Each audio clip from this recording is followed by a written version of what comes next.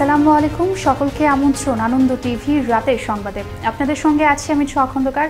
নবম pay commission গঠন সহ ৫ দফা পূরণের দাবিতে বাংলাদেশ কর্মচারী সমন্বয় পরিষদের উদ্যোগে অনুষ্ঠিত হলো সাংবাদিক সম্মেলন। বৃহস্পতিবার ঢাকা রিপোর্টার্স ইউনিটিতে এক সংবাদ সম্মেলনে বক্তারা এ দাবির কথা জানান। কর্মচারীদের মনের পুঞ্জীভূত ক্ষোভ ও হতাশা নিরসনের লক্ষ্যে দাবিগুলো পূরণের লক্ষ্যে সরকারের সংশ্লিষ্ট সকলের দৃষ্টি আকর্ষণ করে তারা। দাবি পূরণ না হলে কঠোর কর্মসূচি দেওয়ার ঘোষণা দেন বক্তারা। দেশের বৃহত্তম গণকর্মচারী সংগঠন বাংলাদেশ সরকারি কর্মচারী সমন্বয় পরিষদের পক্ষ থেকে প্রজাতন্ত্রের কর্মচারীদের মনের পুঞ্জীভূত ক্ষোভ ও হতাশা নিরসনের লক্ষ্যে এবং পেনশন নীতিমালা পরিবর্তনের সিদ্ধান্ত বাতিল সহ ৫ দফা দাবি বাস্তবায়নের জন্য মাননীয় প্রধানমন্ত্রীর সদয় দৃষ্টি আকর্ষণ করছি। ১৯৭৫ সালের ১৫ আগস্ট জাতির পিতা বঙ্গবন্ধুকে সপরিবারে হত্যার পর যারা বঙ্গবন্ধুকে ভালোবেসে, আওয়ামী লীগকে ভালোবেসে প্রতিরোধ যুদ্ধে অংশ নিয়েছিলেন তাদেরকে দেয়া হয়নি আজও স্বীকৃতি। অন্যান্য মুক্তিযোদ্ধাদের মতো এ সকল প্রতিরোধ যোদ্ধাদেরকেও স্বীকৃতি দেওয়ার জোর দাবি সকল প্রতিরোধ যোদ্ধাদের।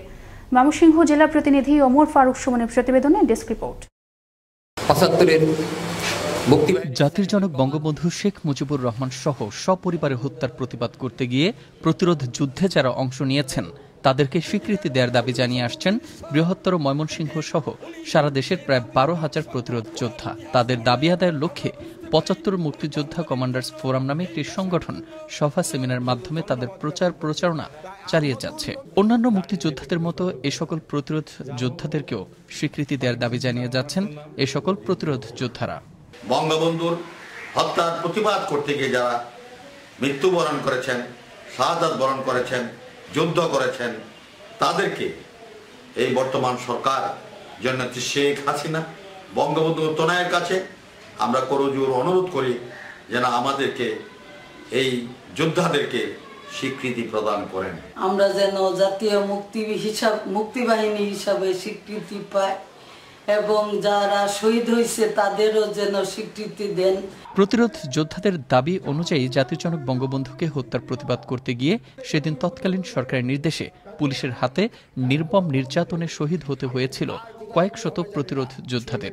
এই ৭৫ পরবর্তী জাতির জনক বঙ্গবন্ধু শেখ মুজিবুর রহমানের শহীদ হওয়ার পর এই প্রতিরোধ যোদ্ধা হিসাবে যারা জাতির পিতার হত্যার প্রতিশোধ নিতে চেয়েছিল তাদের মধ্যে যারা অস্ত্র তুলে নিয়েছিল তারাই জাতীয় মুক্তিবাহিনী। এই সকল প্রতিরোধ যোদ্ধাদের স্বীকৃতি দেয়া প্রধানমন্ত্রী শেখ হাসিনার পক্ষে সামান্যতম চিন্তার বিষয় বলে মনে করেন এই গবেষক এবং শিক্ষাবিদ। যে ধরনের তথ্যাদি আমাদের কাছে অদ্যাবধি সংরক্ষিত আছে, এই তথ্যগুলো যদি মাননীয় প্রধানমন্ত্রীর কাছে আমরা উপস্থাপন করতে পারি, আমার বিশ্বাস এই যে স্বীকৃতির বিষয়টি অচিরেই আদায় হবে। মুক্তিযোদ্ধাদের মতো স্বীকৃতি দিয়ে ইতিহাসে অন্তর্ভুক্ত করার দাবি জাতির জনকের হত্যার প্রতিবাদকারী এ সকল প্রতিরোধ যোদ্ধাদের। মোস্তফা কামাল তোহা, আনন্দ টিভি, ন্যাশনাল ডেস্ক। সৌদি আরবে কর্মসংস্থানের কথা বলে মানব পাচারকারী চক্রের সাথে জড়িত MH ট্রেড ইন্টারন্যাশনালের মালিক মকবুল হোসেনকে তার ২ সহযোগী সহ আটক করল র্যাব ৩।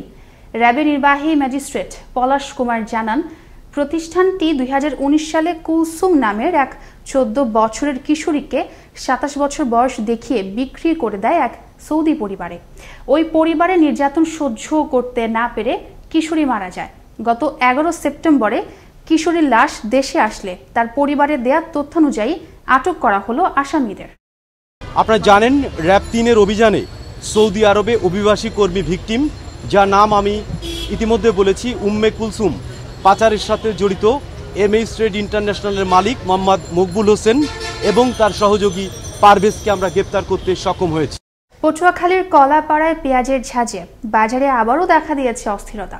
গত ২ দিন ধরে কয়েক দফায় কেজি প্রতি পেঁয়াজের দাম বেড়ে যাওয়ায় বিপাকে পড়েছেন সাধারণ ক্রেতারা।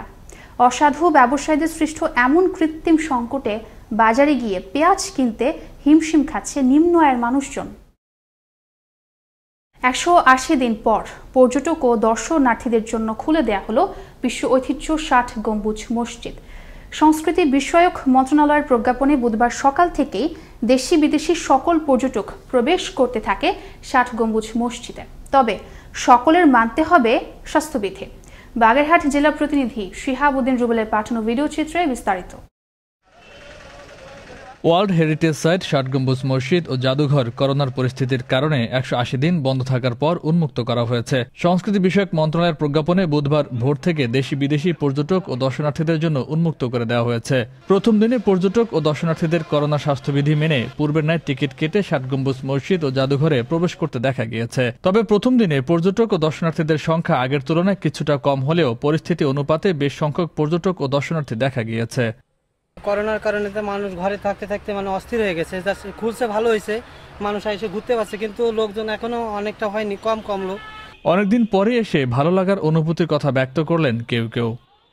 এখানে অনেকদিন পর ফার্স্ট আসছি, এখানে এসে অনেকই সুন্দর জায়গা, অনেক সুন্দর লাগছে। আমি এখানে ঘুরতে আসছি, অনেকদিন স্কুল বন্ধ ছিল, করোনা একটা ছিলাম, আজকে এসেছি, এখানে অনেক ভালো লাগছে। গাজীপুর সহ দেশের বিভিন্ন স্থান থেকে ঘুরতে আসছেন দর্শনার্থীরা। স্কুল বন্ধের সুযোগে ছোট্ট ছোট্ট শিশুরাও এসেছে এখানে। আমি গাজীপুর থেকে আসছি, এখানে ঘুরতে আসছি, সাইডপুরে ঘুরতে আসছি। অনেকদিন পর করোনায় বন্ধ ছিল, ৬ মাস পরে আমরা খুলেছি এবং সামাজিক দূরত্ব রেখে আমরা দর্শনার্থী প্রবেশ করছি। স্বাস্থ্যবিধি মেনে এখানে ভ্রমণ করার আহ্বান জানালেন এই কর্মকর্তা। দীর্ঘ ১৮০ দিন আমরা জাদুঘর বন্ধ ছিল। গতকালকে আমরা প্রশাসনিক মন্ত্রণালয়ের নির্দেশপ্রাপ্ত হয়ে আমরা জাদুঘর এবং প্রত্নস্থল দর্শনার্থীদের জন্য খুলে দেওয়ার সিদ্ধান্ত নিয়েছি এবং আশা করছি আপনাদের মাধ্যমে আমরা দর্শনার্থীদের এটা জানাতে চাই যে তারা যেন স্বাস্থ্যবিধি এবং নিজেদের নিরাপত্তা সুরক্ষা বজায় রেখে প্রত্নস্থল পরিদর্শন করে।